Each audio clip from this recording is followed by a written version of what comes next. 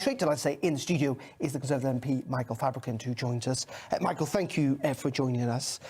First of all, Mark referred to it there, didn't he, about this refugee crisis that we're now starting to see emerge in Ukraine, 7 million displaced internally, hundreds of thousands fleeing to other countries. Do you think the UK should go as far as the rest of the EU now in saying that essentially Ukrainians can travel to Britain without the need for visas, at least in the short term? Yes. I do.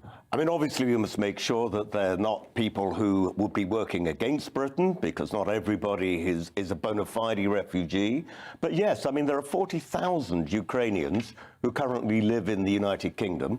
We've already said that all the relatives of those 40,000 can come to the UK without visas.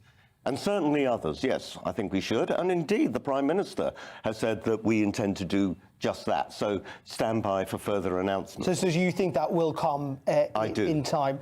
Now, you used to live in what was the Soviet Union back in the day. I know you've still got lots of friends who live in Moscow and elsewhere in Russia. And we've seen images today, haven't we, of people queuing up outside ATM machines, clearly fearful the banks might collapse. What are you hearing from them about what's happening internally in Russia at the moment? Well, we're hearing stories, aren't we, that the government has cut down social media. That's not true. I'm being retweeted in the Russian Federation. I've also been in the Russian Federation since the old days of the Soviet Union.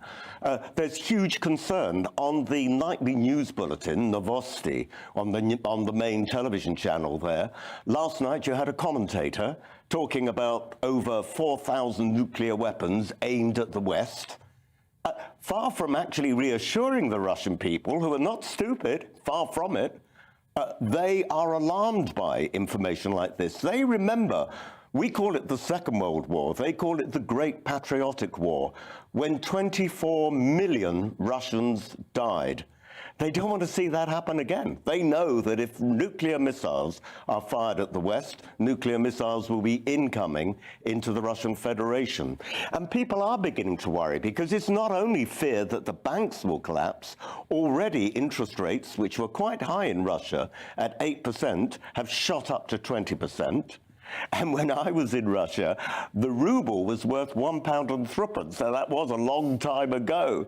Now the ruble today is 3/4 of a British penny. It's nothing. Incredible. And that's going to put costs up, inflation. We talk about cost of living crises here. That's it's nothing compared to what's in Russia. Yeah. What do you think Vladimir Putin's playing at here? And is your concern, and this seems to be widely shared amongst security chiefs here in Britain, is that the more that this doesn't go to plan for Putin, the more desperate he may become, and essentially the temptation will be to inflict further damage on ordinary Ukrainians? Well, we may be seeing this already. You already heard about what's been going on in Kharkiv, or Kharkov, as it was known as in Russia. They've been using Grad missiles. Now, they're a sort of bank of missiles. They're not guided. They're very actually low tech, but they fire off hundreds at a time.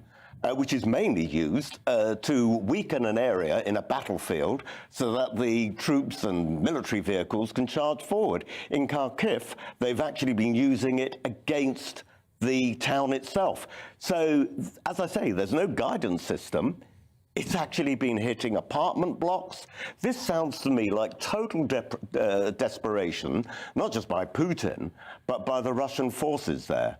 Although, of course, we don't know whether they're actually the Russian forces who've done that, or whether it's their proxy forces in the eastern Ukraine. But either way, it just shows it's not a planned attack. And we know that I think the Wagner Group, the Russian mercenaries, may be operating in Kiev as well.